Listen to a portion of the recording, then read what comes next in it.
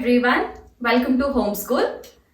So in this video we will cover the leaf, its modifications as well as its types and then its phyllotaxy. Fine. So speaking about the general characteristics of the leaf, so we have seen that leaves are one of the important parts of the plants because they undergo photosynthesis or they carry out photosynthesis. Okay, so what is a leaf? A leaf is a green flattened structure which is present on the stem and which originates from the node region. So we had already seen in the previous class that if this is a stem, so these are the nodes. So 1, 2, 3, 4, 5. I have drawn 5 nodes, and the space between each node or space between the alternate nodes. So this region is called as internode region, and these are the nodes. So this is a node. This is a internode. This is a internode. So now leaves are the flat green structures which usually originate from the node region. The leaves develop from the node region. So this is one more leaf here. Now, so this is the attachment and here is the leaf. So in between this particular area, alright, so this area in the center we have seen that this is called as the axillary position, and in the axillary position the bud is formed. So what is a leaf? A leaf is a green flattened structure which is born on the stem and it originates from the node region, and in the axil of the leaf the bud is present and that bud will give rise to one more branch. Fine. So now we will see the structure of the leaf.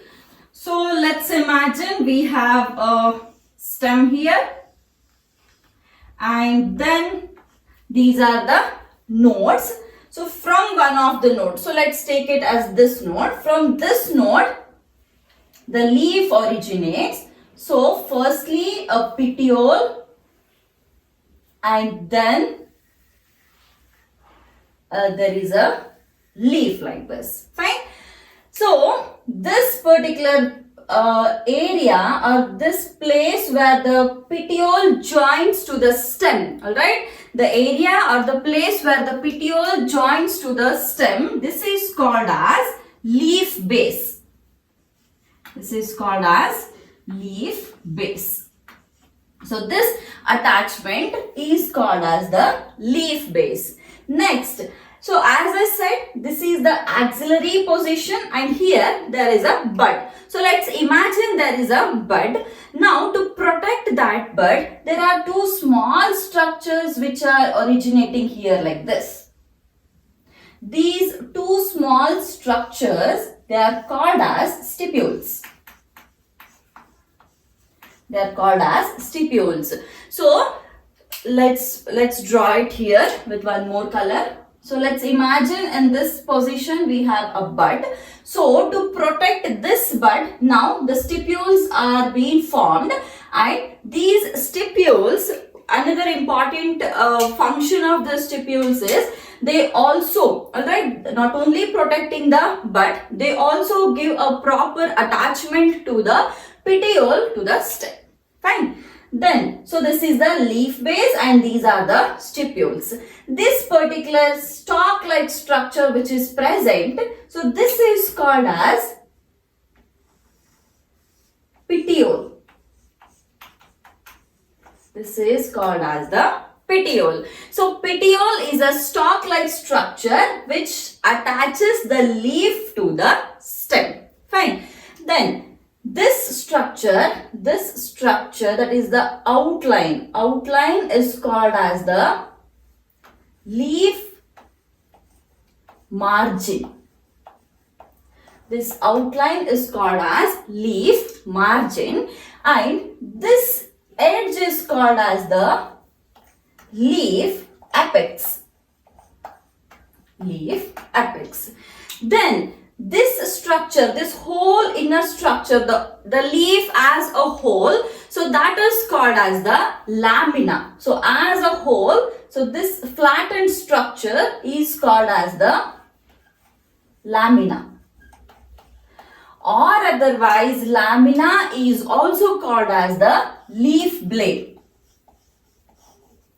It is called as leaf blade.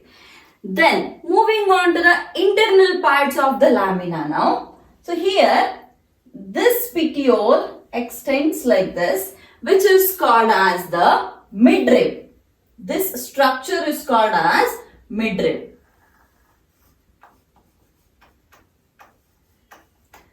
Midrib.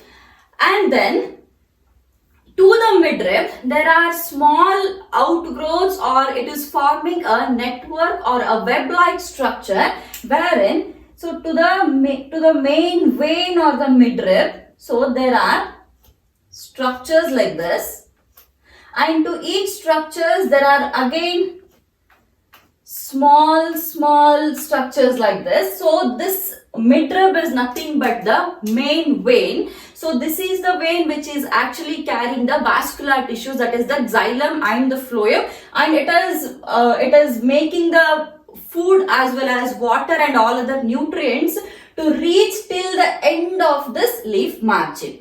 So this is the main vein which is called as the midrib. I'll write it here. This is the main vein. Then these small structures which are present here, these are called as the veinlets. So we shall write them here. These are called as veinlets. So the veins as well as veinlets. So these are mainly meant to carry the vascular tissues, that is the xylem and the phloem. So this is a structure of the leaf. So we'll just quickly revise it once again. So on the stem we have nodes and internodes, and definitely a leaf should originate from the node only. So from here, one of the node, the leaf is originating. Here we have two structures just after the axillary position actually. So you have to write bit here. This is the position because it has to cover the axillary position where the bud is present. So these two structures are called as the stipules, and they are mainly to protect the bud which is present in the axil of the leaf. Then there is a petiole which is actually, or a stalk-like structure which is called as petiole, and that petiole helps the leaf to get attached to the stem.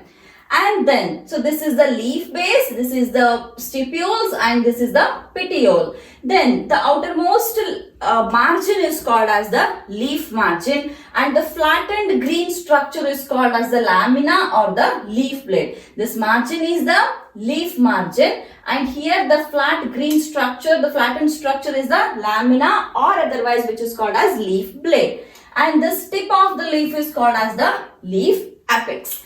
And then we have a continuation of the petiole, that is the main vein, which otherwise is called as the midrib.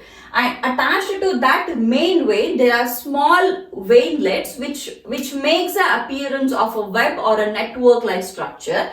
And all those veins and the veinlets mainly carry the vascular tissues, that is the xylem and the phloem. So this is the structure of a leaf. Now there are some modifications here which you have to know. So speaking about the leaf margin. So leaf margin here, what we are seeing, it is a smooth leaf margin, or in other words we can call it as the leaf margin is entire leaf margin here. Okay, so this margin is the entire, or we can call it is a smooth leaf margin. Sometimes this leaf margin can also be serrated. We can also see a leaf margin like this. Okay, so you may see some foldings in the leaf margin, and you may feel the texture is quite rough. If it is like this, we call it as a smooth leaf margin, and if it is serrated, we call it as a rough leaf margin. Fine. So this is one modification. Another modification here is about the leaf base, right? So the modification of the leaf base here is, so the one which we are seeing here is a very general leaf base. Sometimes the leaf base will actually be swollen. So that is, we will just wipe it off here. So this is the stem. To the stem, so one which I'm not drawing the stipules now. So just to make you understand how exactly the leaf base looks like, I'm not drawing the stipules. So now, instead of being the leaf base in this way, here you get to see a small swelling like this. Okay, there is a small swelling like this, and then it again extends like this, and from here you again get to see a leaf structure. Fine. So such kind of swollen structures or such kind of swollen leaf base, this is a leaf base. Such kind of swollen leaf bases are called as pulvinus. They are called as pulvinus. We will write it here. Pulvinus. They are called as pulvinus. Fine. So this is the first modification of the leaf base. So we are not speaking about the leaf modifications here. We are just seeing some different types of the leaf bases. This is not the leaf modification. These are the leaf base modifications. So the first is the swollen leaf base, which is called as the pulvinus. We'll write it here. Swollen leaf base, which is called as the pulvinus. So second, and this is usually seen in most of the legumes. The example here you can take is, all the legumes have such kind of pulvinus. So example is all the legumes you can take. Second one, so first one is the pulvinus. Second one is the sheath. Second one is the sheath. So what happens here is actually, so let's again draw one and then we will see. So this is a stem, and again we have long nodes and internodes. Fine. Okay. So now what happens, since we have written it as a sheath, the attachment or the leaf base actually attaches to the node in a sheath format. So let's imagine we will start it from here only. We will take another color. So it is like this, and here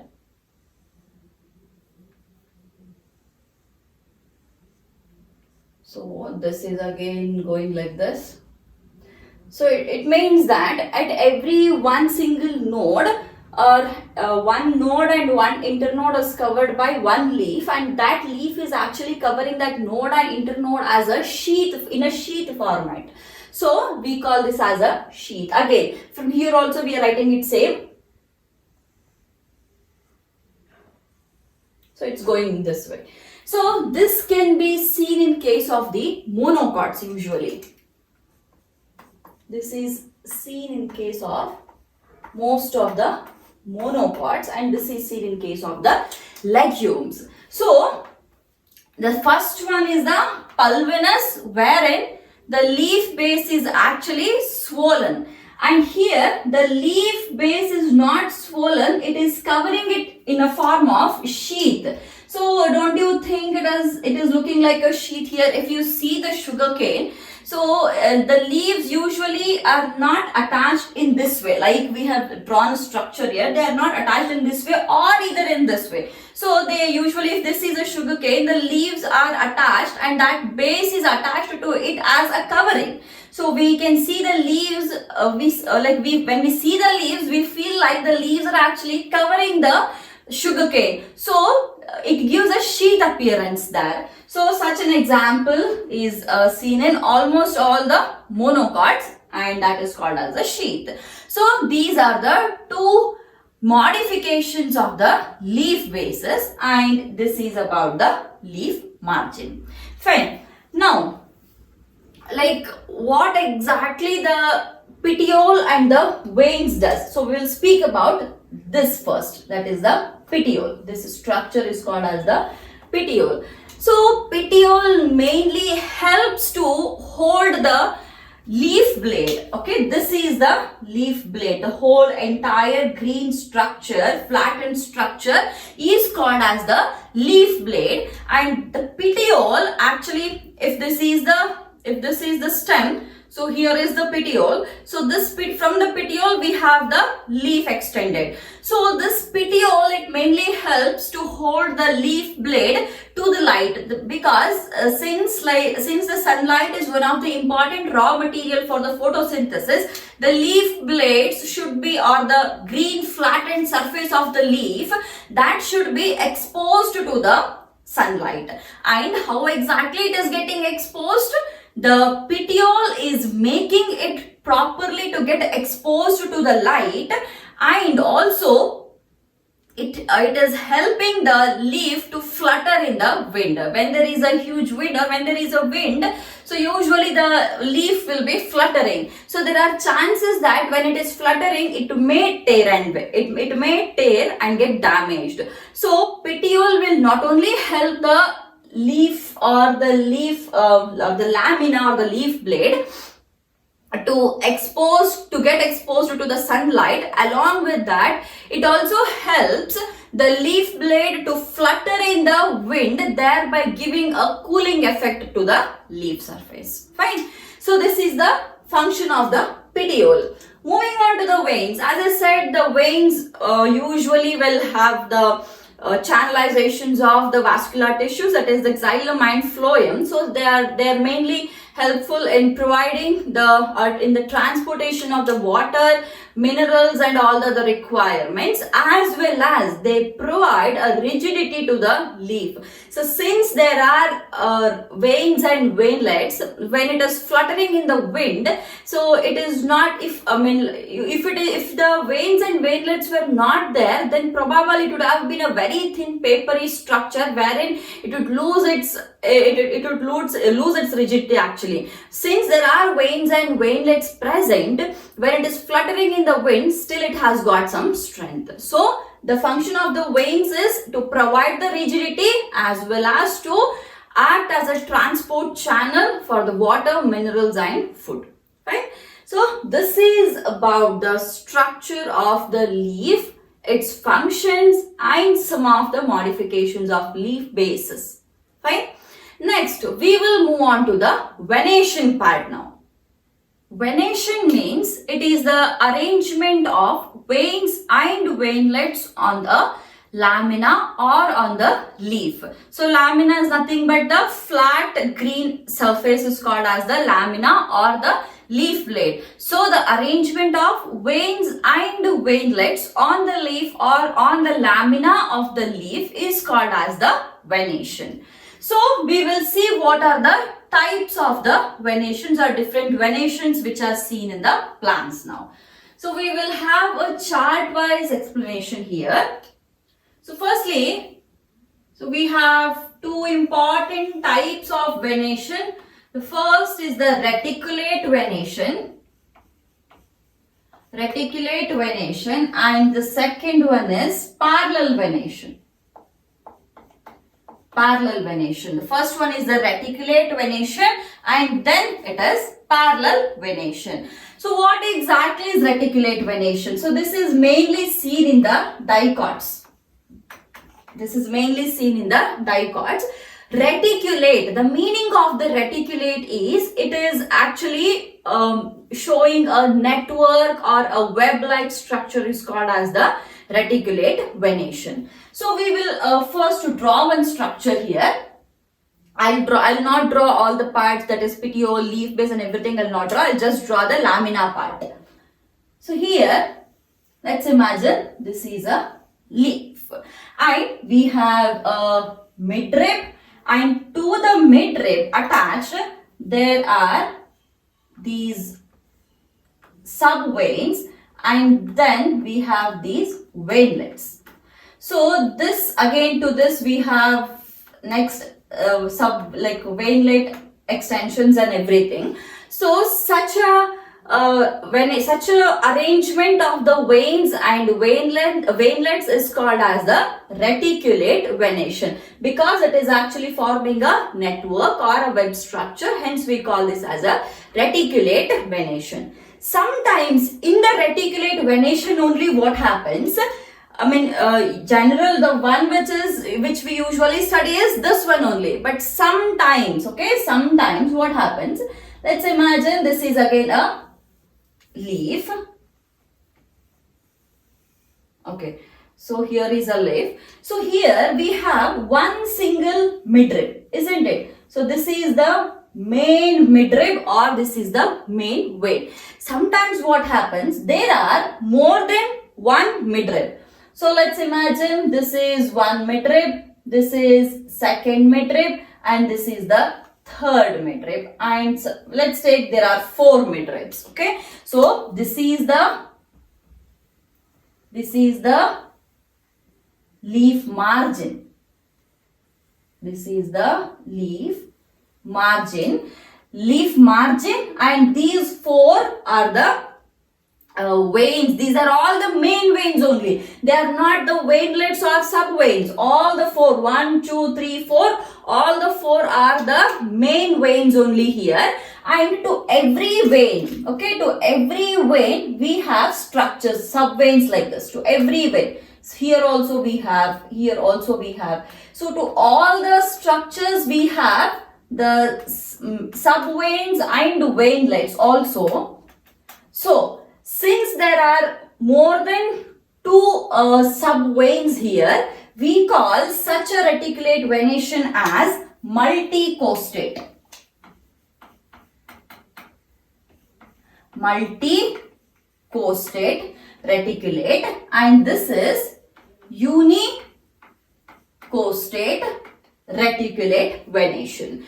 So listen to this carefully.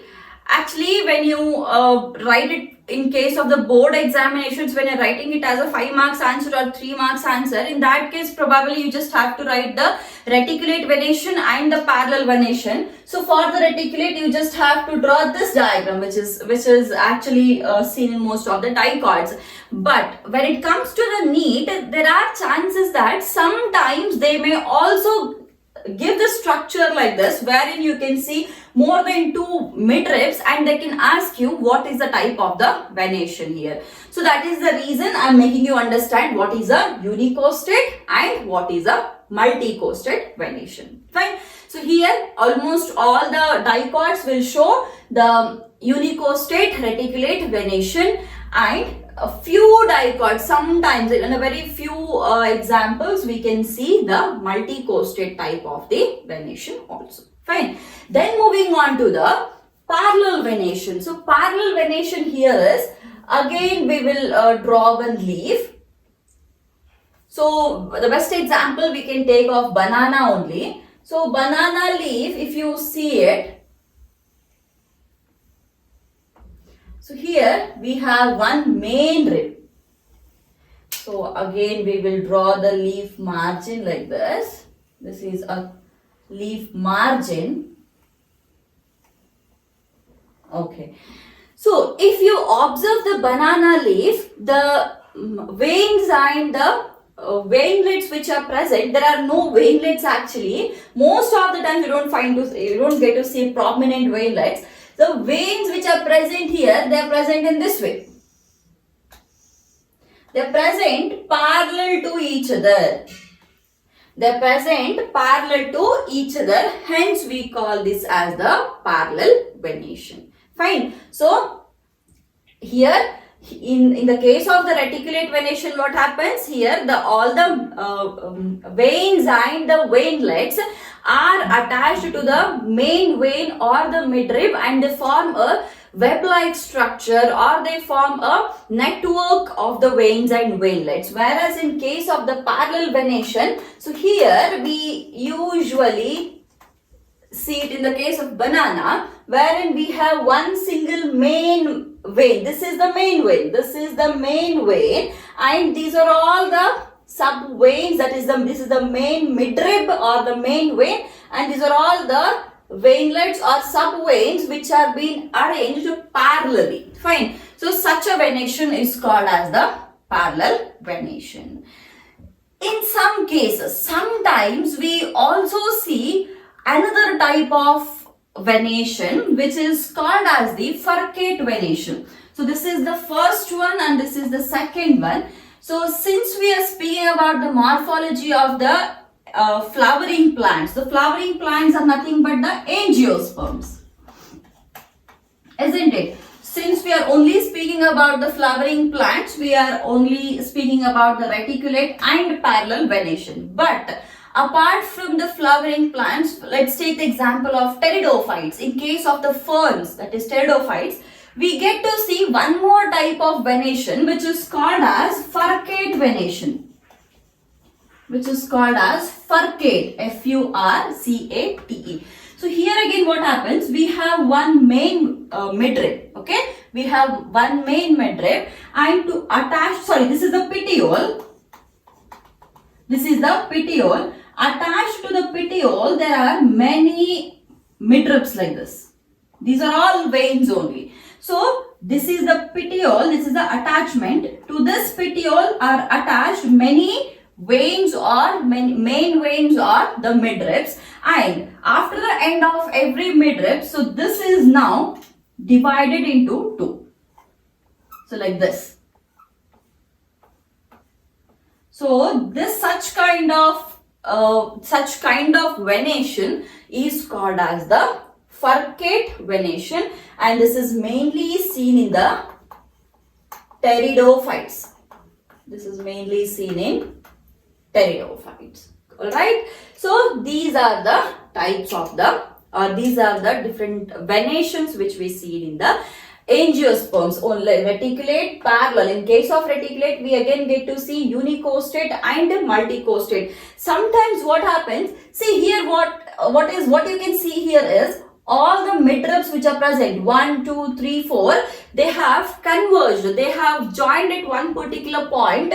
So sometimes they can also confuse you by saying whether it is a convergent multicostate or it is a divergent multicostate. So in this case, wherein you can see here all these have converged to one particular point, this you can also call it as convergent multicostate. Fine. And there are also divergent multicostate, like you can see in the case of grapes.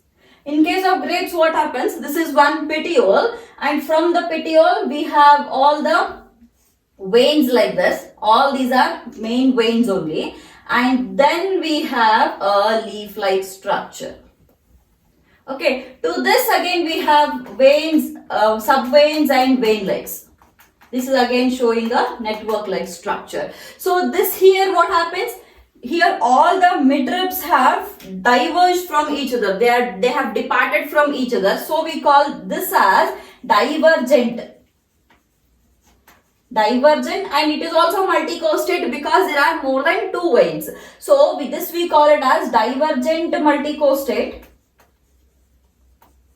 And this is convergent multicostate, and this is a unicostate. This is a standard one. So if you are writing it in the board examination, then you are supposed to write about the normal unicostate, just mentioned as reticulate, which is usually seen in the case of the dicots, and it shows a network. It shows a network like appearance of the veins and veinlets. And then you have to draw a proper leaf showing the main midrib, then vein, subvein and the veinlets. In case of the parallel venation, here there is one midrib and there are other subveins or the veinlets which are usually parallel to each other. So that is seen in case of the banana, or it is seen in case of monocots. The monocots have parallel venation, dicots have reticulate venation. So this is about the venation. So next we will move on to the types of leaves. There are mainly two types of leaves. So first one is the simple leaf and then a compound leaf. So we will first we will see the simple leaf. Simple leaf, and second one is compound leaf. Compound leaf. Simple leaf, there is nothing much to say about the simple leaf. So here, in case of the simple leaf, what happens? The leaf margin is actually entire, or there are no breaks in the leaf margin. Such a leaf is called as the simple leaf. And if though there is a like break, or though there is some like in between there is an incision, then it should not reach up to the midrib. So such leaves are called as the simple leaf. So if you draw a diagram here, if this is the petiole, this is the stem, leaf base, and we have a petiole like this, and then this is an entire leaf. So while drawing the structure of the leaf, I had explained that the leaf margin, this is the leaf margin. The leaf margin may be smooth or it may be rough. So smooth is wherein it is entire, and rough is where we had seen that. So if there is some serration like this, we call it as the rough margin. So whatever it is, so if this is the midrib,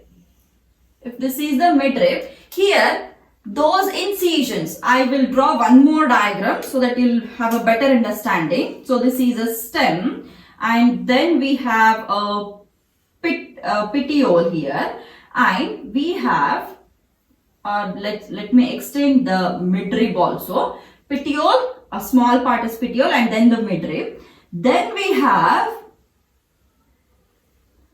this. So let's imagine this is again one leaf, and we have the petiole extended, the midrib extended. Now this is an incision, this is actually a smooth one, isn't it? So this part is a smooth part, this is a rough part.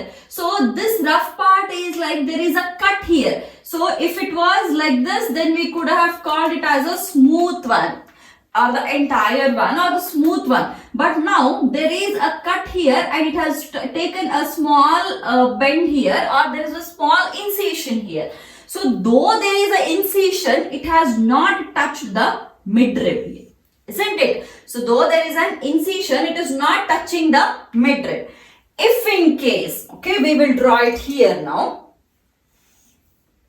Again a stem, we will draw it here. There is a stem, and now this is the petiole, and the extension is the midrib. So here the incision which has come inside, it is not touching the midrib. So here let's think incision is touching the midrib. Okay, so let's take it this way. Fine. So here what has happened, that incision which has come inside, it has touched the midrib. Here the incision which has come inside, it has not touched the midrib. So now if you see these structures very clearly, what you can understand is, here though there is an incision, it still looks like one single leaf, isn't it? So it is still looking like one single leaf. Whereas if you observe this structure, it is not looking like a single leaf. It is looking like there are many leaflets, 1, 2, 3, 4. It looks like this. So it looks like the curry leaf. You have seen the curry leaf, isn't it? So it is like this. So here what you can feel is 1, 2, 3, 4, 5, 6, 7, 8. 1, 2, 3, 4, 5, 6, 7, 8. You have got 8 leaves, or you have got 8 leaflets, isn't it? So, but in this case, we feel that this, though there are incisions, it has not touched the midrib, and hence it is still the single leaf. So, such leaves wherein the leaf is entire, okay? wherein the leaf is entire, or if though there is an incision, the incision has not touched the midrib. Such leaves are called as the simple leaves. Fine. Then, and this particular this midrib is also called as rachis. Fine. So while writing the definition for a simple leaf, you can simply write it as, so here the leaf margin is entire, and though there are some incisions, the incision should not reach the midrib or rachis is called as a simple leaf. Then moving on to the compound leaf. If the incision reaches the midrib, okay, if the incision reaches the midrib, then that will give rise to many leaflets, like we have seen here. If in the leaf, if the incision of the leaf margin reaches the midrib, then that will give rise to the many leaflets. Such a leaf is called as a compound leaf. And in case of compound leaf, we again have two types of compound leaf. The first one is the, I'll write it here. First one is Pignately compound leaf. Pignately compound leaf. So what exactly the pignately compound leaf means here is, so the one structure which we have written here, this is exactly an example for the pignately compound leaf, wherein many of the leaflets are actually attached to the rachis here. That is, this is now, more than calling this as the rachis, you can call this as a rachis actually, because all the leaflets are being attached to this particular midrib. So, which is a this is a midrib here. When it is attached, at that time we call this midrib as the rachis. Okay, the same midrib which is present here, we will write it here. Midrib which is present here, this is changing into a rachis in case of a pignately compound leaf. So, here the pignately compound leaf is the one wherein all the leaflets are attached to a same single axis, and that axis here we call it as the rachis. An example for this is the neem. If you have seen a neem plant or neem tree, then you can see, if you take one particular petiole, and this is one single petiole which is attached to the stem here. So if you take one petiole, on the petiole you can see many leaflets which are attached to a single common rachis. Fine. Then another one, this is the first one under the compound leaf, and second one is under this, okay, palmately compound leaf. So in case of the palmately compound leaf, so here what happens is, the leaflets are attached to the tip of the petiole instead of the rachis. So here what has happened, all the leaflets have attached to the rachis or the midrib. But here in case of the palmately compound leaf, let's imagine again we have a petiole here. This is the petiole. Now all the leaflets are attached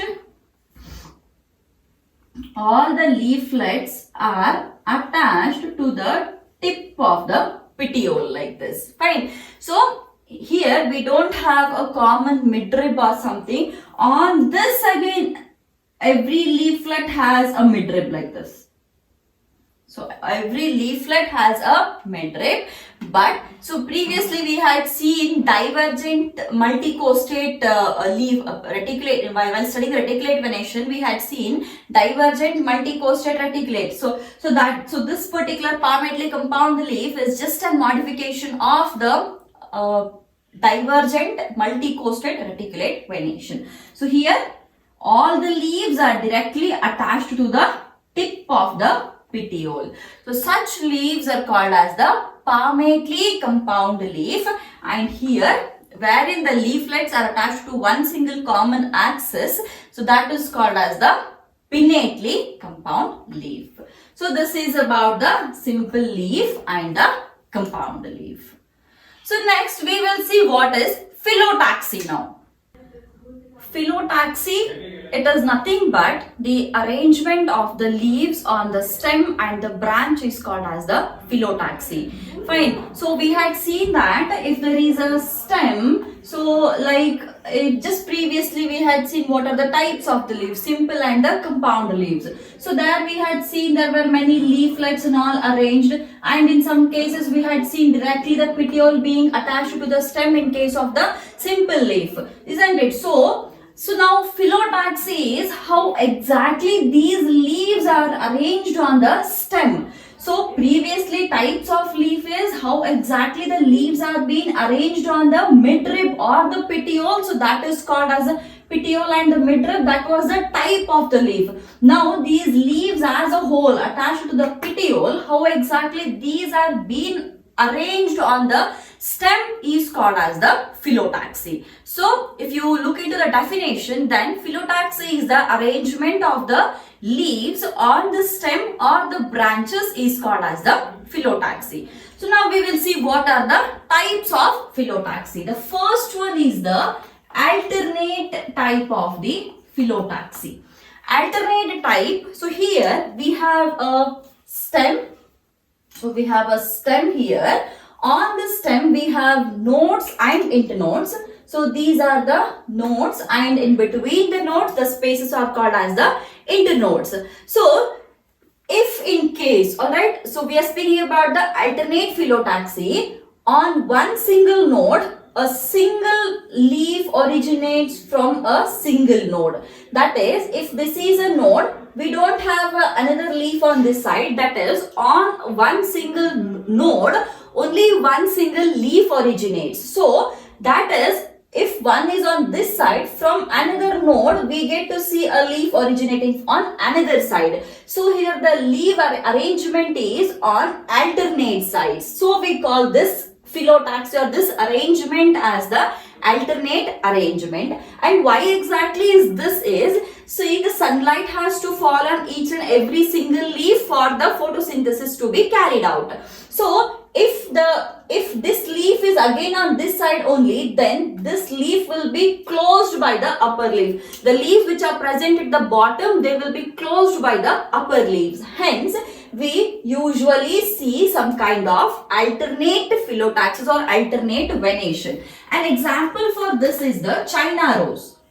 An example for this is the China rose. Again, so here one more leaf, again here one more leaf. So on every single node, there is only one single leaf present on every single node. Then second one, the second type is the opposite type. The second type is opposite type, and on the opposite or in the opposite type of arrangement, we again have two types. The first type is the superimposed opposite Phyllotaxy. We will write it here.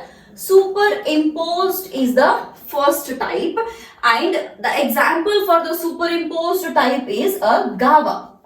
So if you have carefully observed the guava plant, then let's imagine this is a stem here, and we have nodes and internodes. So previously in the alternate, from one single node, only one single leaf was originating. But here now, from every node, we get to see two leaves originating. Again here, two leaves originating. So now what happens? From every node, since there are two leaves originating from every node, so exactly on the right side, how many leaves we see, and on the left side, same number of leaves are being seen, and we call that as a superimposed structure or superimposed arrangement. But what you have to observe here is, as I said, why exactly single leaves are being present on the single nodes? That is mainly because the sunlight has to reach each and every leaf there. But here what happens?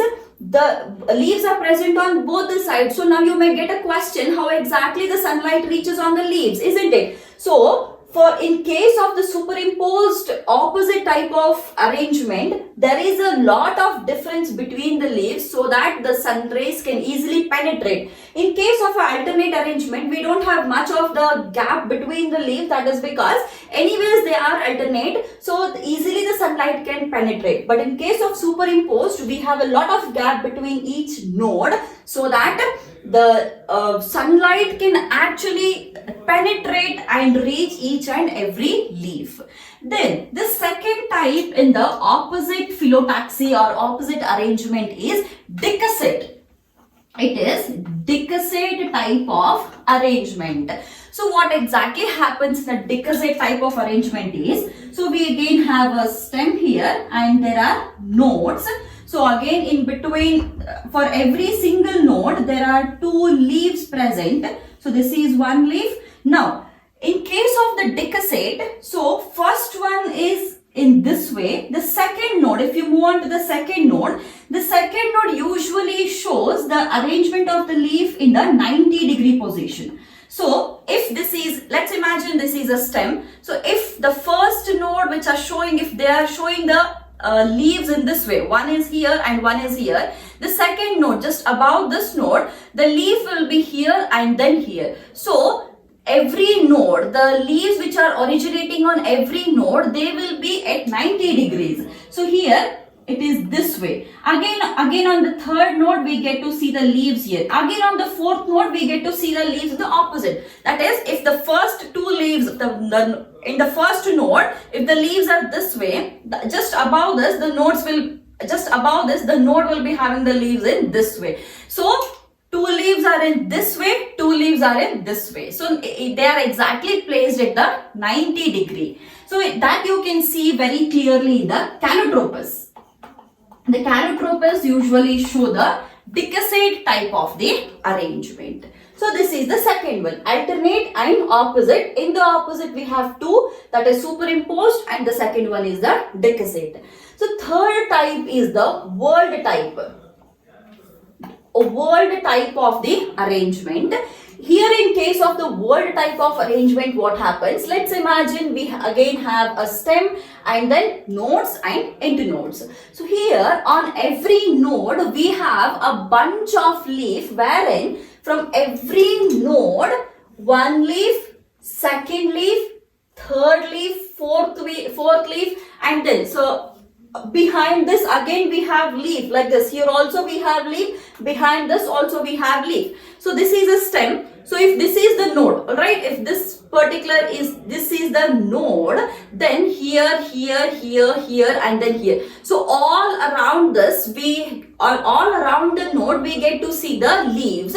And since there are leaves which are arranged in one particular node in a circular fashion, we call it as the whorled arrangement. And an example for the whorled arrangement is the Alstonia. Example for this is Alstonia, A-L-S-T-O-N-I-A, Alstonia. So this is the third type of arrangement. Then one more fourth arrangement or the fourth type is the cyclic arrangement, or we can also call it as spiral arrangement. Cyclic or the spiral arrangement. So here what happens? We again have the stem and we get to see the nodes and internodes. So now here, so this is the first node, second, third, fourth, fifth, sixth. So how exactly they are being placed here is, so from the first node we get to see the leaves like this. Second node, so if this is the first node we have two leaves like this. Second node we have two leaves like this. Third node we have two leaves like this. Fourth node we have two leaves like this. That is, for each and every node we have two leaves only. On the alternate sides we have two leaves. But how exactly the leaves are being placed, the decussate is, decussate we have 90 degree. If two are here, the next node two are here. Then here 2, then here 2. But here what happens, that arrangement is not exactly 90 degree. That is 2 here, 2 here, 2 here, 2 here, 2 here. So it is going in a spiral way. Fine. So that you can see it in the Tulsi. In the Tulsi plant, we get to see such kind of the arrangement, that is the cyclic or the spiral kind of arrangement. So this is about the different types of Phyllotaxis. Alright. So in this video, we have seen types of leaves, venation, Phyllotaxy, as well as structure of the leaf. So we will wind up the class by this, and I hope you have understood each and every part of the leaves. So what is remaining is the modifications of the leaves. So in the next class, we will come up with the modifications of leaves. Okay, I'll see you guys in the next class then. Keep watching the videos.